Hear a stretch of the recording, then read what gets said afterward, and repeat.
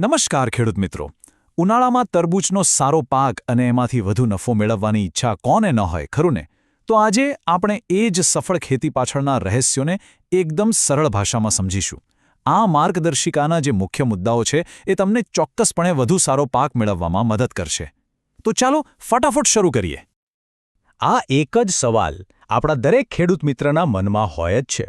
પાક તો આપણે લઈ લઈએ છીએ, પણ બજારમાં સારો ભાવ ત્યારે જ મળે જ્યારે તરબૂચ મોટું હોય અને ખાવામાં એકદમ ગળ્યું હોય. તો બસ આજના આ વિશ્લેષણમાં આપણે આ જ સવાલનો જવાબ શોધવાના છીએ. ચાલો તો એકદમ પાયાથી શરૂઆત કરીએ. ઘણા લોકો એવું માને છે કે ખેતી બીજ વાવવાથી શરૂ થાય, પણ સાચી તૈયારી તો એનાથી પણ પહેલાં કરવી પડે છે. અહીં બે બાબતો સૌથી મહત્વની છે જે તમારા પાકનું આખું ભવિષ્ય નક્કી કરી શકે છે. એક તો વાવણીનો સાચો સમય અને બીજની માવજત. તો વાવણી માટે સૌથી સારો સમય કયો? જુઓ, નિષ્ણાતોના મતે ડિસેમ્બર અને જાન્યુઆરી મહિના, આ 2 મહિના શ્રેષ્ઠ છે.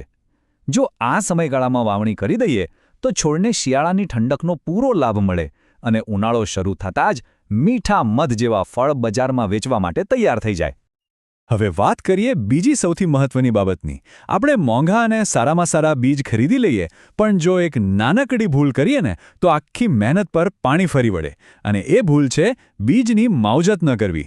તમે એવું સમજો કે વાવણી પહેલાં બીજની માવજત કરવી એ તમારા પાક માટે એક સુરક્ષા કવચ જેવું કામ કરે છે.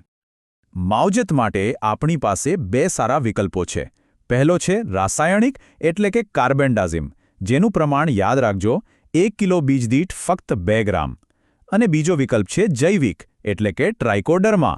આ એક ફાયદાકારક ફૂગ છે જે જમીનમાં રહેલી નુકસાનકારક ફૂગને વધવા જ નથી દેતી. આ બંનેમાંથી કોઈપણ એક વિકલ્પ અપનાવવાથી બીજ જમીનના રોગો સામે શરૂઆતથી જ સુરક્ષિત રહે છે.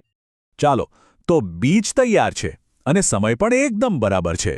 હવે વાત આવે છે વાવણીની.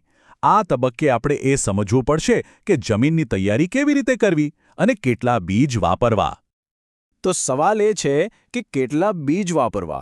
નિષ્ણાતોનું કહેવું છે કે 1.5 થી 2 કિલોગ્રામ બીજ આદર્શ છે. એક વાત યાદ રાખજો, ઓછા બીજ વાપરવાથી ઉત્પાદન ઘટે અને વધુ વાપરવાથી વળી બિનજરૂરી ખર્ચ વધે. એટલે આ જે પ્રમાણ છે એ જાળવવું ખૂબ જ જરૂરી છે. અને હા, એક ખાસ વાત નોંધી લેજો કે આ 1.5 થી 2 કિલોનું જે પ્રમાણ છે એ 1 એકર જમીન માટે છે. આ ગણતરીથી તમે તમારી જમીન કેટલી છે એ પ્રમાણે સરળતાથી નક્કી કરી શકશો કે તમારે કુલ કેટલા બીજની જરૂર પડશે. અહીં એક વાત તો બિલકુલ નથી ભૂલવાની. જમીનને જીવંત અને ફળદ્રુપ બનાવવા માટે સારી રીતે કોહવાયેલું એટલે કે સડી ગયેલું છાણિયું ખાતર તો અવશ્ય ઉમેરવું. આ કુદરતી ખાતર છોડના મૂળને શરૂઆતમાં જ એવો મજબૂત ખોરાક આપે છે જે તંદુરસ્ત પાકનો પાયો નાખે છે. વાવણી થઈ ગઈ અને છોડ પણ હવે તો મોટા થવા લાગ્યા. હવે આવે છે એ તબક્કો જેની આપણે બધા રાહ જોતા હોઈએ છીએ, ફળનો વિકાસ. પણ અહીં જ એક મોટો સવાલ ઊભો થાય છે. એવું તો શું કરીએ કે ફળ મોટા પણ થાય અને ખાવામાં એકદમ મીઠા પણ બને?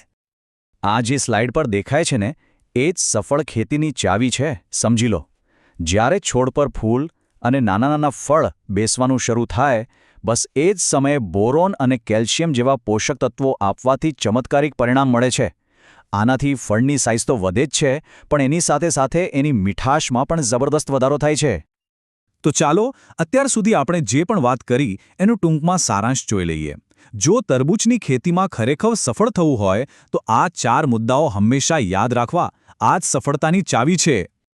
પહેલું, વાવણી ડિસેમ્બર-જાન્યુઆરીમાં જ કરો. બીજું, વાવણી કરતા પહેલા બીજની માવજત કરવાનું ભૂલતા નહીં. ત્રીજું, 1 એકર જમીન દીઠ 1.5 થી 2 કિલો બીજનો જ ઉપયોગ કરો. અને ચોથું, જે સૌથી નિર્ણાયક છે, ફૂલ અને ફળ બેસવાના સમયે બોરોન અને કેલ્શિયમ આપો. બસ આટલું કરી લો એટલે સફળતા ચોક્કસ મળશે. અમને આશા છે કે તરબૂચની ખેતી માટેની આ માહિતી ખૂબ જ ઉપયોગી સાબિત થશે. હવે અમે જાણવા માંગીએ છીએ કે આગામી વિશ્લેષણમાં કયા પાકની ખેતી વિશે જાણવું છે. આપણા સૂચનાઓ અમને કોમેન્ટમાં જરૂરથી જણાવજો.